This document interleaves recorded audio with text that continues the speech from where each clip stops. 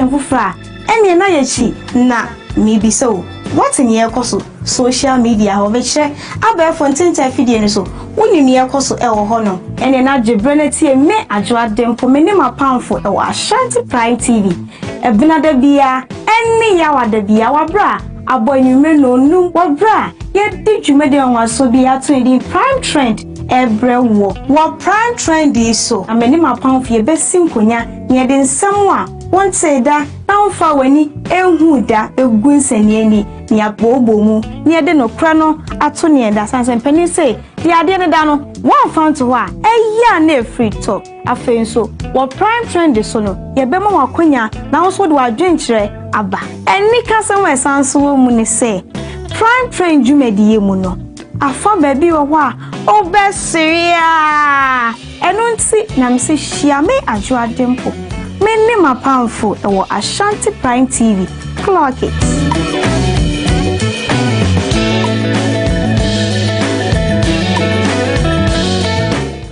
Odi Solomon Opokuni.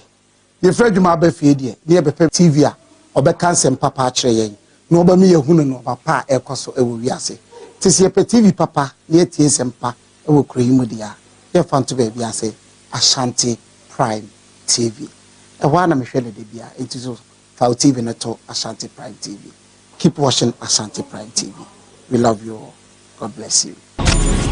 Ashanti Prime TV.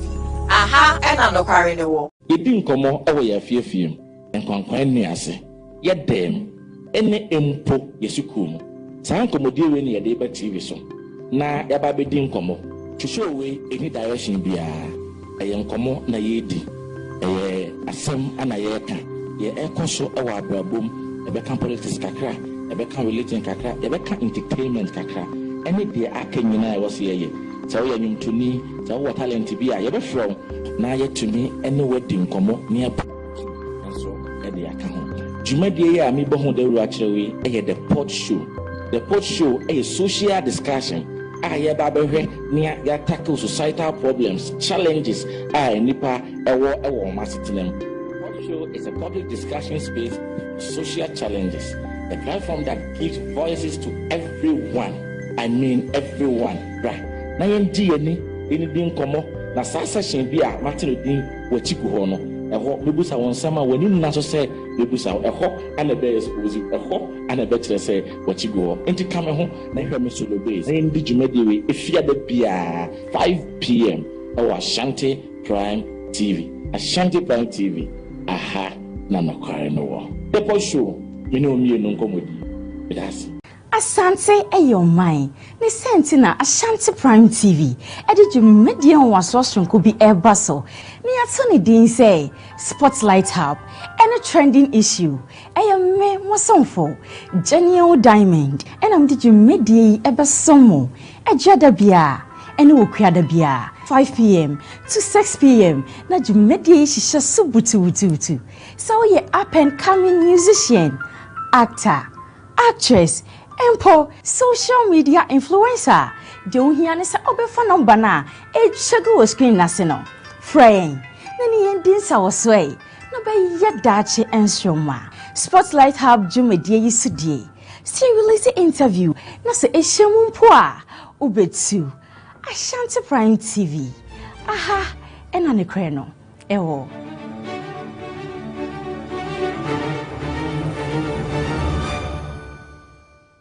Action. Action media. Audition. Yeah, audition can see me our action media.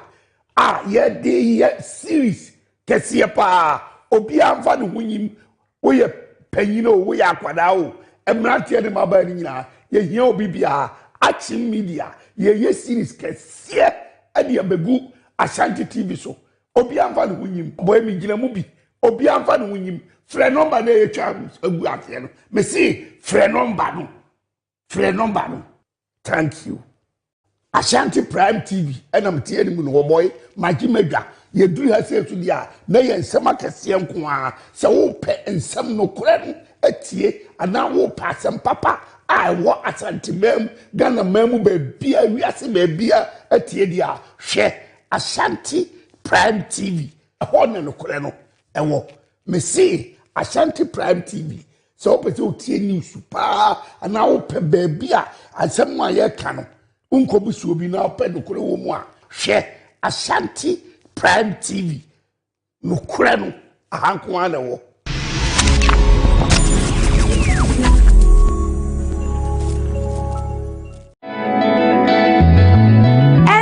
bebre na ekoso ewo yemmem ha enne nkofo amanso mpani se ade achi na se yanti asemfofra enne na yachi na mibiso what in yekoso social media ho bekire abefo ntenta fidie ni so woni ne yekoso ewo ho no enne na dwebre na tie me adwo adempo me ne mapamfo ewo Ashanti Prime TV ebina da bia enne yawada bia wabra aboyume no num wabra ye di dwumede onwaso bia to di Prime Trend every wo Prime Trend is so ameni mapamfo ye besim konya ne de nsem a wonte da na wonfa wani ehu da egunsani ani ne abobo mu ne de no kra no ato ne da sanse mpani say the ade ne da no one found to wa eya na free talk afen so wo Prime Trend so no ye be ma wakonya na so de wadwenkyere aba eni kasem esanso wo mu ne say Prime Trend jumediye mu no afa baby wo a obesiria enunti na mse hia me adwo adempo me mapamfo ewo Ashanti Prime TV clock it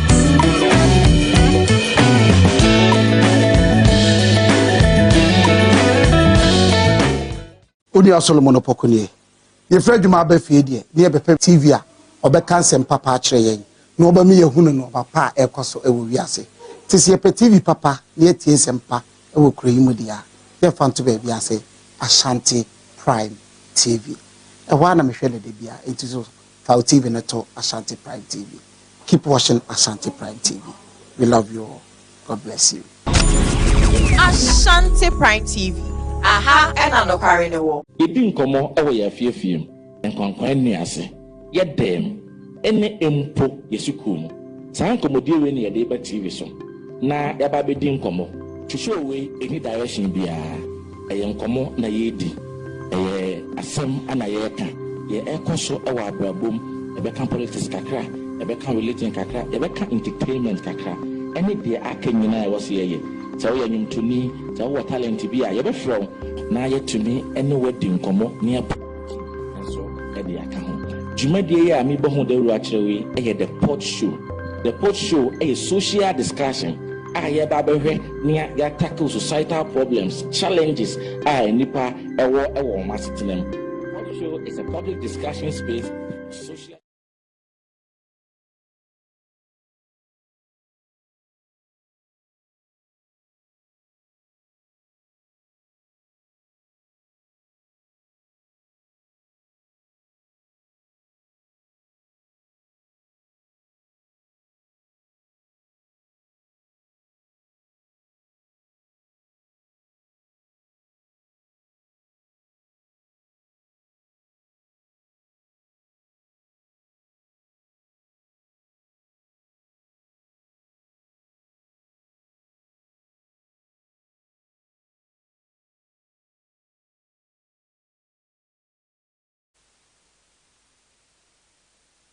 Premotobre wamanade sheme mo bibiara hanma mama kwaba kese ediaba Ashanti Prime TV so emraso sensema yensa kan yede besommo e Kaseɛbɔ kwan so ensemo ewia obetie edoso ne edi makutini bi enie Ghana mampanyi His Excellency John Dramani Mahama ensem bi ato abontene sanso ena oso afo a ohwenkro nketua empumsuwe na afensu ahenie ensem so onmunyamfo eye Ahmed Ibrahim enso akasa ensem wei ne ensem awdo pie kan ye de ba besommo e wosi medria asante mi amje kase ba besom medi amje so ene mes na afsat mi twa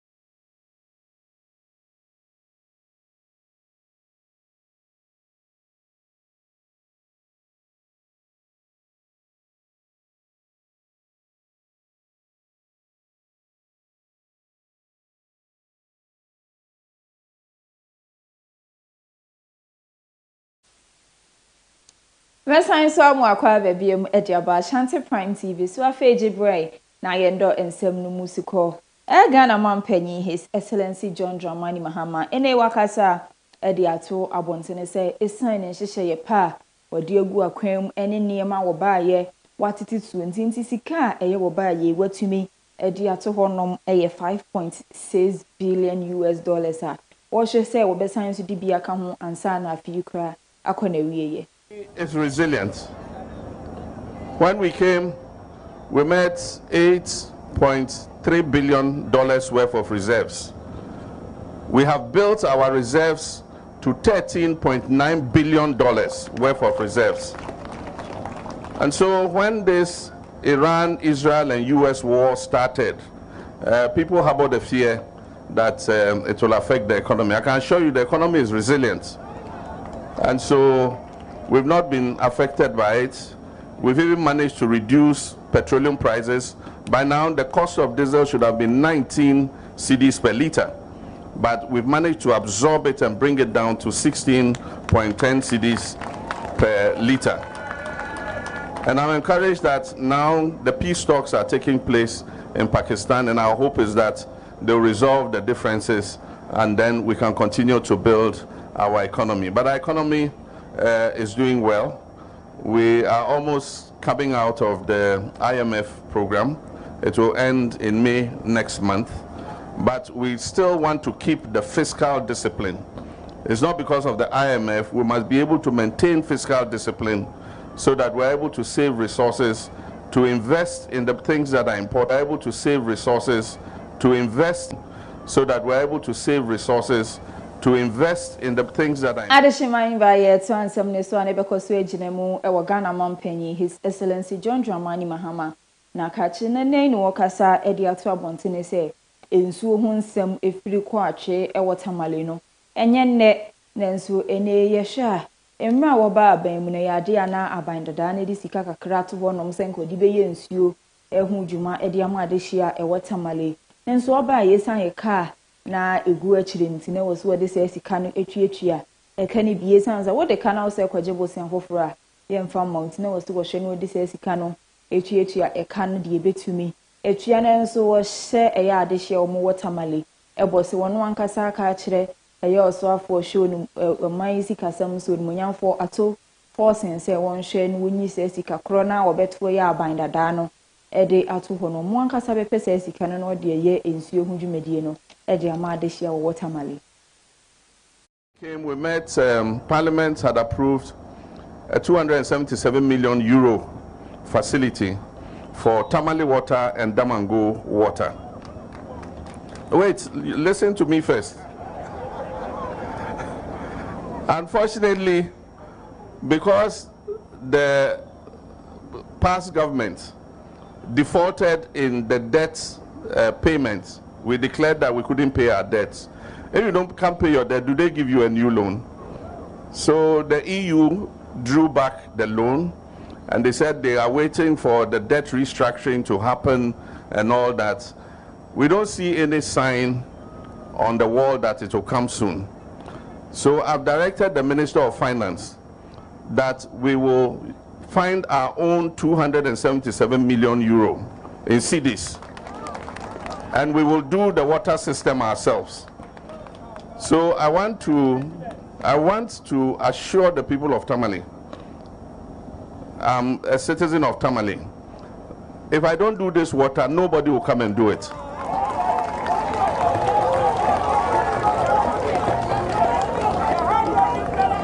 So I can assure you that we are going to fix the Tamale water problem. This new system is going to bring 30 million gallons of water every day to Tamale.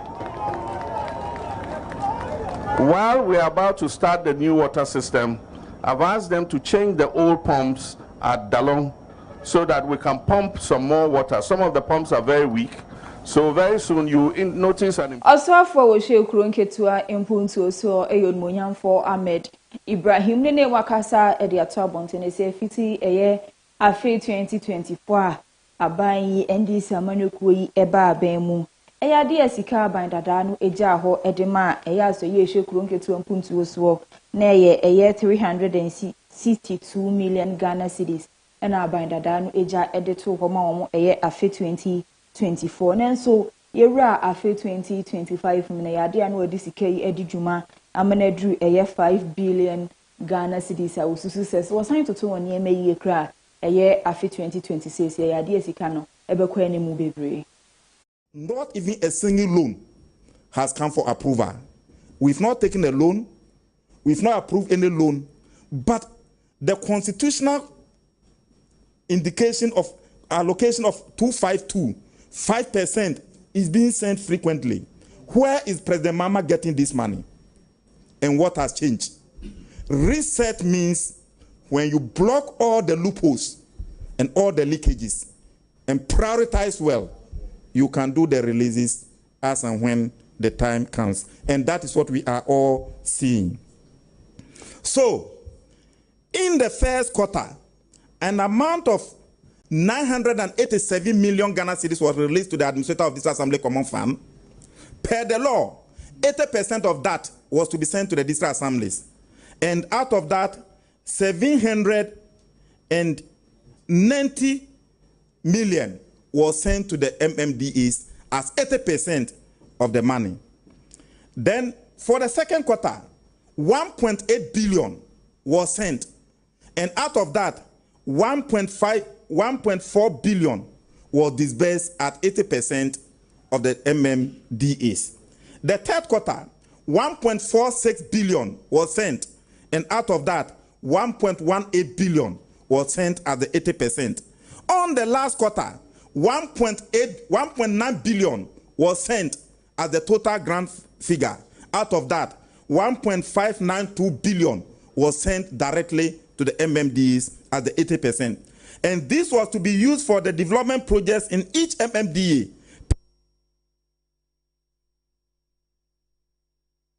Per the approved guidelines as follows.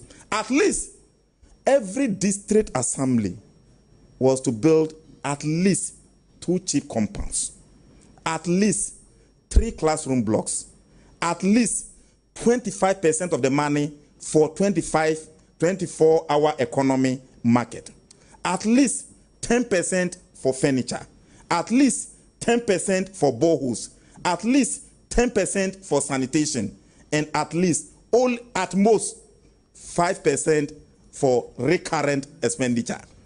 My brothers and sisters, these were the compliance indicators. District assemblies have so many sources of money. Yours is to economic viability is one of the criteria for creation of districts. Yours is to create an improvised means of generating money locally. So the common fund is not your only fund. You have other funds. And that's why we said you can use, out of this, you can use only 5%. The rest is for developmental infrastructure. Let the people fill the central government.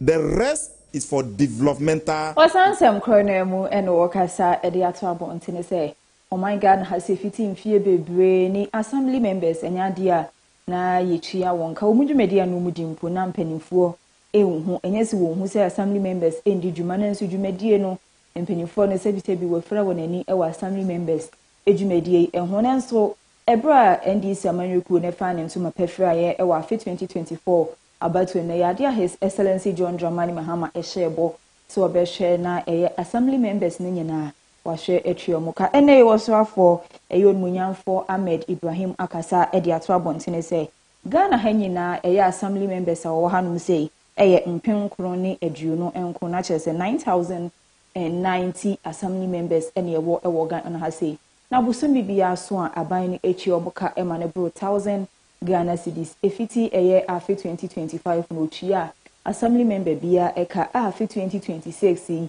edi free pepon busumi ebedru oforusu obusumi so aban ne den hihye pegu akwemode assembly members nisika eba bema wom 88 that we started practicing decentralization. Assembly members were not recognized, they were not respected, they were not motivated. Since one of them became a president of the country, President John Dramani Mahama said every assembly member must be paid an allowance of 1,300 Ghana cedis. And we have 9,090 assembly members in the country. all the 9,090 assembly members were paid 1,300 Ghana cedis. And out of this, it was taxed.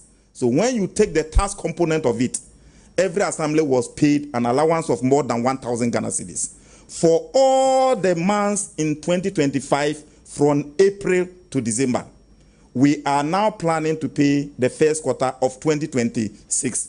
And once the president was able to do it in 2025, in 2026, he would do it. Yento ansemi so ewo ECG for akachi ne wakasa ede ato abontene se eyedum so anase kane edundum ama ne homne so na nse no be sere Ghana fo bi ante ase se nyedum so na aba ne mumwe eyedum sie sanse aban no yen hyehye ede amom se wonfa eye transformers eye 2500 enkomensini ene mantam ahuduo bia mu no onhwe se transformer aye dada enunti ema enyinam kane ansem enkoyie wasabia ye kro no onhwe no wonsesa no eye post a wo sha po ye esi ho die achia koduru ba bi a chese bibi kan na ebu atofom wonhwe no onyansiesie wo saa afa ene biaye ni nyina se de be ya eye Ghana ye kane ne ebetumi esi so eni efiti anopa kosi na anopa foforo adum so anase dum siesie dwumedie no kra emmebie of energy and green transition.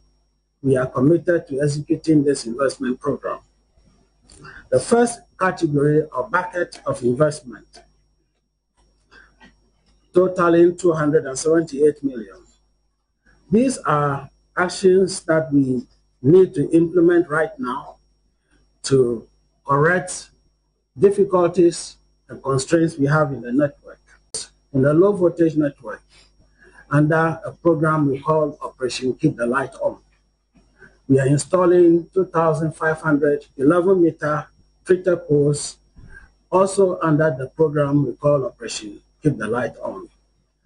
We are providing cable terminations and joints for underground cable fault rectification, including 11 kV and 33 kV networks. We are replacing rectifiers and protection systems at substations across Accra East, Accra West, Ashanti, Tama, Western, and Volta regions. And we are distributing. Yes, so ewa atayement if you don't mind tell me now kopie mu ewo honoma wona etu from agudi a wodua amena wodi djuma ewom no won kata so na ene dooso eno enanam so ameni nadmod empanimfo afa edi ato won ho so obehwe no nya kasa kire ene enkyerɛkyerɛ ede ama adehia ewo eye atayement if you don't mind tell titu ene wona efum agudi adwumadie woka ho bi so obesere se amena no wutu na wugya no hono ma ya na di woye ne bebre ene bre wo man Ghana ensuo tumi yiri fa hono na asai amanfo nyema se bi obi nam ho anadwokra na se wo hu awakwa akote ato amene ni bi mu ahwere ne nkwanti obesere se wo wie mpo na se wonya nya emfidie enkata aso a wakyerɛkyerɛ won ekwan obefa so a amanfo nam ho obehu se bia me koidie eye amena da ho aye nkata aso Kodonko ni achomso mu fa dua tintintin sim no mu fa danger moso ye de normal ho do beblem mu de bebo site na obi pie ho obehu se aha me ko ha mewu aha me ko ha mepra nti e basa nti ye guso a ye kyerɛkyerɛ ya kyerɛ mu no ma bi o mu so ani age ɛna de beka nsisi ye be de akata amna ne so no ye hia a mine small scale miner any responsible mining for no yenyina yeshia ma ya titim district DCs no so ehun wom bi nti obi a be ni team ne yenyina yeshia machine ya de be ye ni bibia se de be ye ni mu animu ye be sha ase akata so ententem ansa na nsuto brekese no adu amani pa ewu ato as a district now to the opportunity engage Minerals Commission for the best practices in terms of mining and another for so a day reclamation strategy and safety precautions also for me I think that Ghana for good never as an say and no problem no more fast sense as no means any problem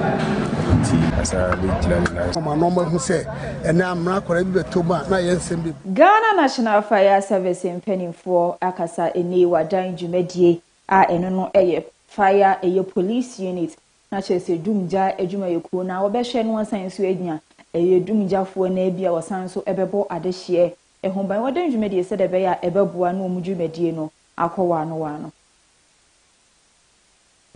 As train the trainer personnel, you have two jobs. First, learn these lessons well, and secondly, teach what you learn to your colleagues in all the regions and commands. For the next 3 weeks, you'll be having this intensive training in basic policing, intelligence gathering, crime prevention, VIP protection, and escorts, defensive tactics, physical security, report writing, basic criminal law, and professional conduct and ethics.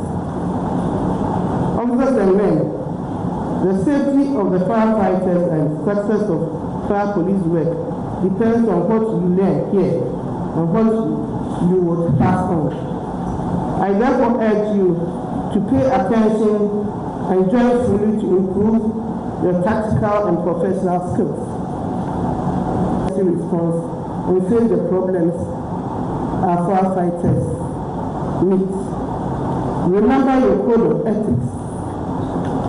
My fundamental duty is to serve mankind as I protect my brother firefighters in their efforts to save life and property. It is now my honor to declare the 3-week intensive training program officially open.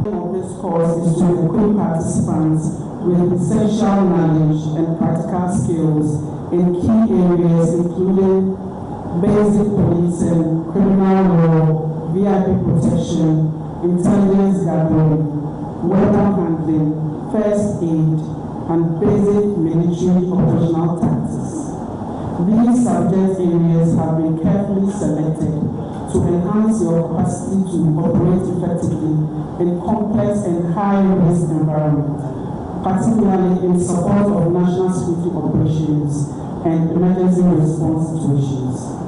Participants are therefore expected to approach this training with a high sense of discipline, commitment, and professionalism.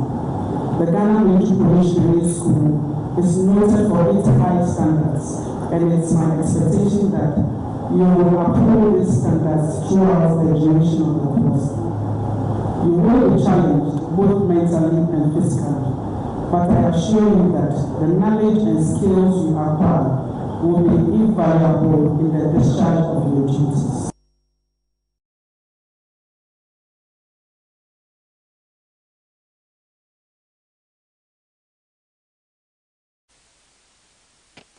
Yanto ansam ne so ewo bono epoye mantemu ne na ukopie mu ewo honom a eye esuo tano ena adehye ewo honom dodo na esensuo ewo honom ne ho empo na ye Ghana eye Water Company Limited esensuo ya na odi hu dwuma ema eye adehye a ewo bono East enye nsuo enom ne nso eye emmoa akese eye de nsuo medin de omso ene denchem no eye ade no modoso ewo nsuo nti ya na kroma esuro so be konsuo yi humpo akwakose nsuo eno na anam so ameni empanifo ahye apabia ekofoforo kra wayi eyeda nchim nyina akwakugu asabia yi kra no wasan so aye ne se tourist site amanfo ebetumi afri amama so na afenso ekuro ahodo so abatano east ababehwese de eye emmoa nanchim ekra etie no san so kiremu edeto abontene se yehwe nanchim na yewo mu mienu ye wode omano etere na afenso de omano eyefia enubi na yehwede omano eyefia ye yade ewiase eyira kra ukọ eyamama wodo so a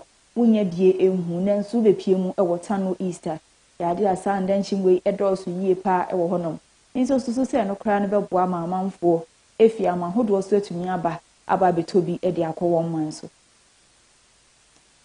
ba crocodile sanctuary hontoma ye ka se crocodile sanctuary ye bia ye ti atu ho se ye boa na ya bo denchem ho ban na nso nye denchem ko anti na ye sa sanctuary tanu nsuo na nkasa nti because tanu nsuo ye nsuo bi a techima ha nyina no na Ghana Water for etriti ema omono enti the crocodile ye use no dia say ye de ne ye flagship bi keke but the key thing is ye be bo nsuo no ban se na be ya nkofo benya access to clean water and then again they will get access to water to irrigate their crops, sustain their life.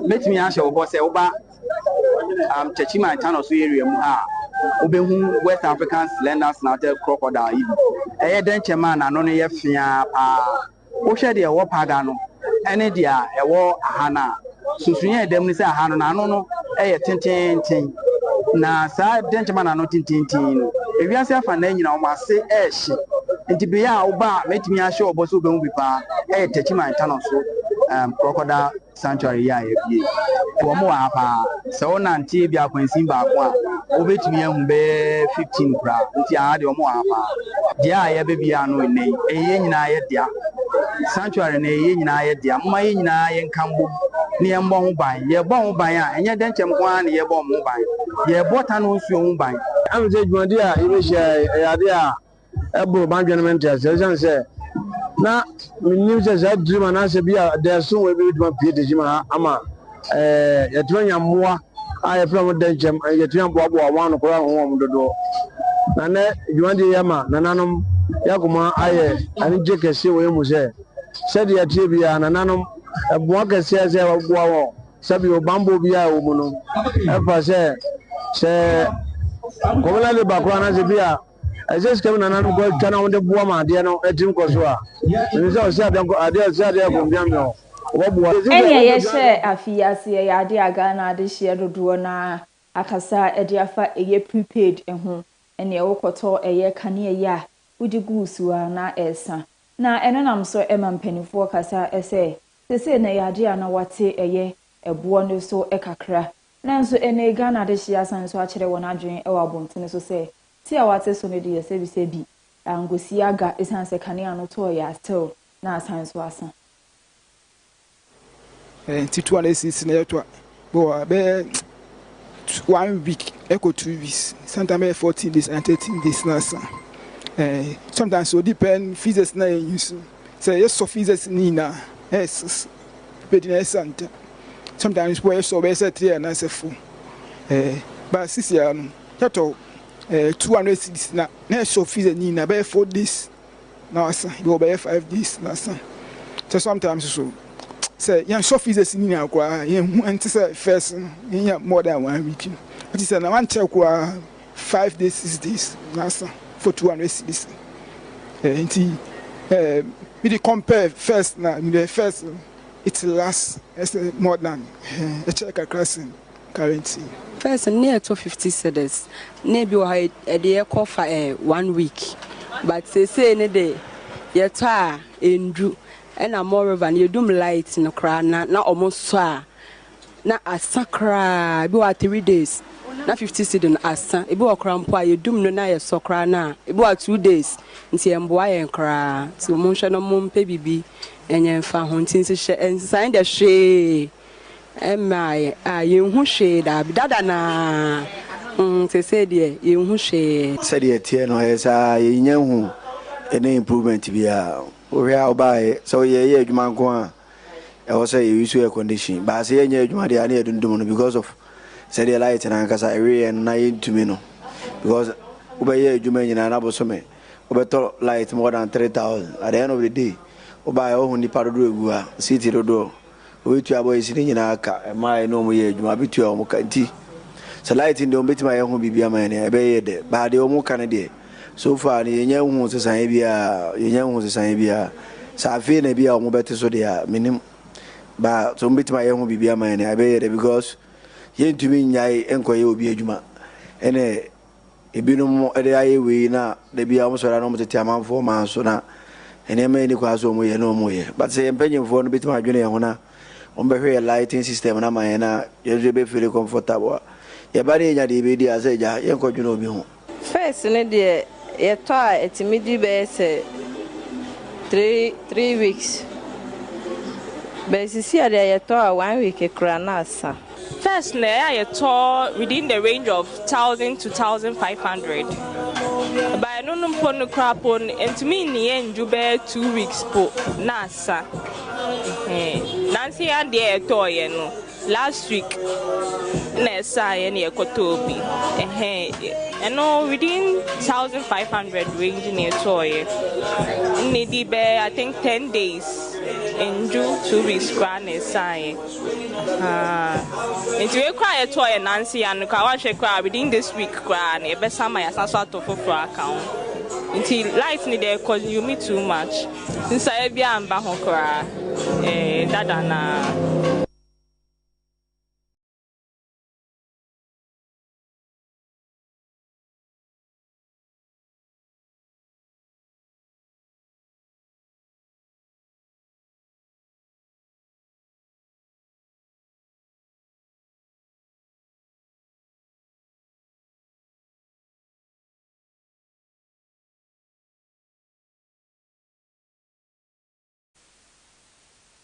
Hi, Maria Premotobre Kaseɛbɔ eno anigusu a wo hwesi eto ansɛm ne so a na aka me honi nyina yemfi o man Ghana ne yemfi ani enkyeremu ewo obi man so ensɛm ye be hyase ewo DR Congo ena ukopie mu ewo honom a eye UN empanimfo ba kwa wo pa wona sɛ wo mmra eye Congo no megina mu emfama eye UN ba kodin ene eye onmonyamfo James Swan na efiti bra UN epa no sɛ wo mmra Congo no afei ena nyankopon aya adoma kopie mu ewo Eastern eye Congo wo kɔ no akɔhwɛ eye basabasa ye ne menteme ho ase a ekoso honom no ekwan obefa so no oni obi akasa no obi a etumi de na kodie egufom.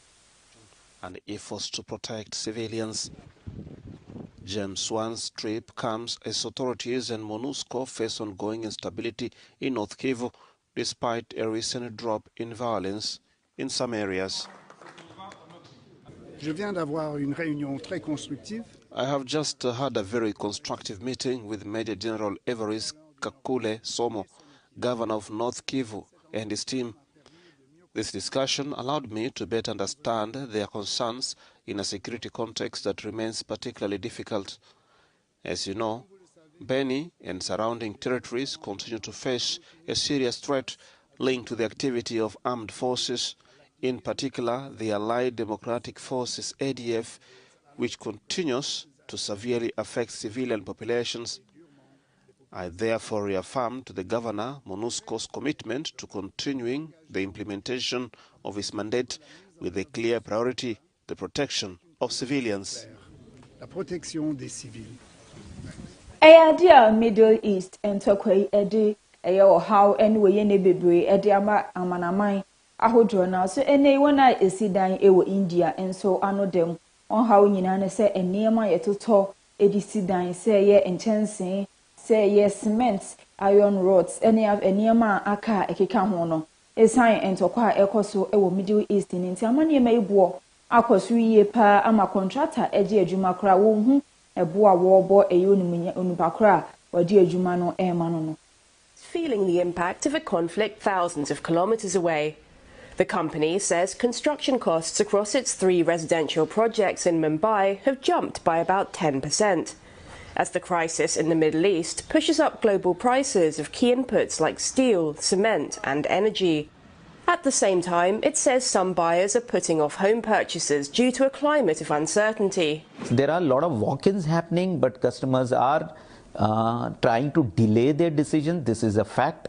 We are also not trying to push them at this moment because we also understand where they are coming from.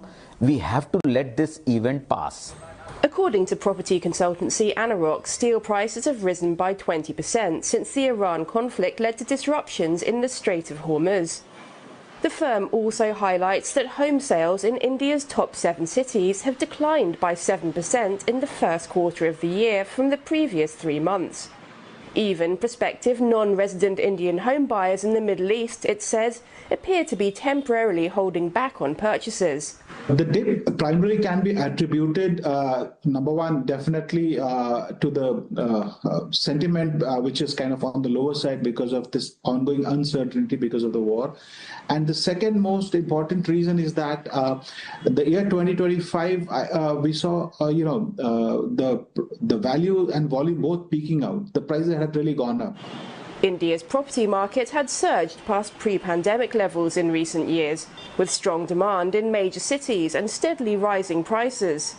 The real estate sector contributes significantly to India's GDP and is widely considered the second highest employment generator after agriculture.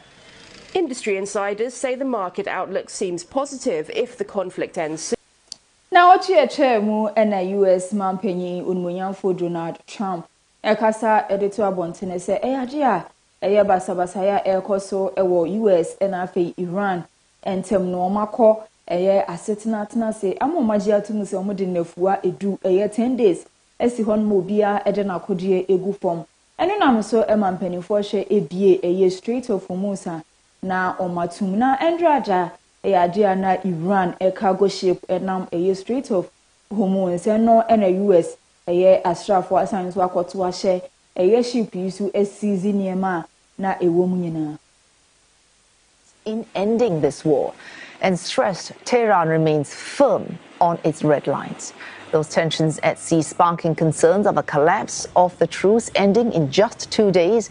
U.S. negotiators heading to Pakistan today to continue negotiations. Tehran says it has no plans to attend the talks, but Pakistani officials say an Iranian delegation is expected in Islamabad tomorrow. Shipping traffic through the Strait of Hormuz remains at a standstill after Iran reasserted control, with just 3 crossings made in the past 12 hours. Shannon so Mr. Kaseɛbɔ bi ewa be fonten video so ahye Facebook ASHANTI Prime TV, YouTube ASHANTI Prime TV and TikTok and say ASHANTI Prime TV until share no comment wa like no wa share ede amaye kama ensima me de besum we o Kaseɛbɔ kwan so na edosu ye na edi makutini bi enie Ghana mampanyi His Excellency John Dramani Mahama ahye adehia omo tamale ebo so behwe na wonsuo mu wahwe aye edi amomo san so eno oswafo hwekuro nketua na afenso ahidie ensemso ayon monyamfo Ahmed Ibrahim enso ekasaye ensemwe ne ensema odopie kanam de besom mo se prime awia Premotobre Kaseɛ na sana ye besore suo no na ye showed monyamfo animfonyi eda efidikesie yisu a ayon monyamfo Anthony Dabanka ene ewa woda na we efiwa wodoba estatiwa honom eno wose wo de awoda passion queen ma wose wa ye japa ewo na brabo mbebre nti papa se ne nyankopon ede afeba ko aka wo mfie hu ana osre oba ade enhira oba ade adom ede ma na ASHANTI Prime TV adwumayefo yenso ye se nyankopon enhira na dadi wonyi mfra dom mu emfanko adom. Happy birthday to you, Mr. Anthony Dabanka. Adeshima mba hanum say ena bebe makwan mamde Prime Ewia Premotobre Kaseɛ ni nyina asie mi am de Kaseɛ besom mo ushia mi abonti edi amecheso ene mes now sat makra obia.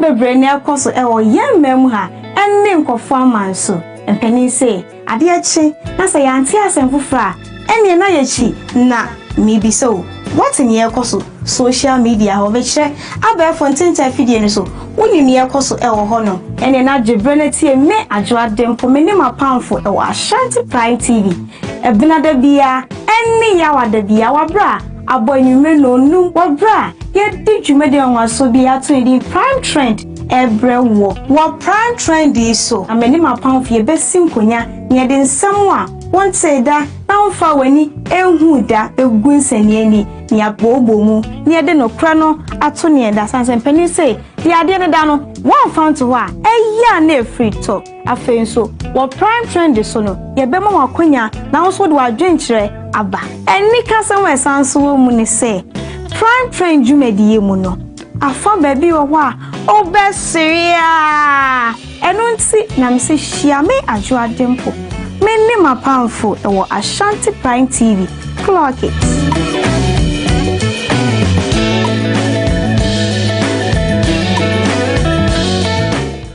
Odi Solomon Opokunie ye fredwuma ba fie de ne bepe TV a obeka nsem papa akire yen na oba mi yehunu no papa ekoso ewo wiase tisi ye TV papa ne tie sempa ewo kroyimu dia ye fanto ba biase ASHANTI Prime TV e ho na mehwe de bia enti so File TV Neto, Ashanti Prime TV. Keep watching Ashanti Prime TV. We love you all. God bless you. Ashanti Prime TV. Aha, and I'm not carrying the war. You didn't come over your fear film and conquer me as yet them any empo yesukum. San commodity when you're able TV so. Na yababe didn't come to show away any direction be a young como na yedi. A sam and a yeka. Ye echo so our boom, a become politics kakra, a become religion kakra, a become entertainment kakra. Any day I came in, I was here. So you mean to me, so what talent to be a from now yet to me, any wedding come up near. And so, at the account. Jumedia, me bohon de Ratchery, the port show. The port show a social discussion. I have near ya tackle societal problems, challenges. I nipa a war massitinum. Port show is a public discussion space for social challenges. A platform that gives voices to everyone. I mean everyone, right? Na yendi any din komo na sa session bi a Martin din wachiku ho no eho bebusa won sama wani na so say bebusa eho ana be expose eho ana be kire say wachiku ho enti kame ho na hwe me solo base na yendi jumadi we efia da bia 5 p.m. our Ashanti Prime TV. Ashanti Prime TV.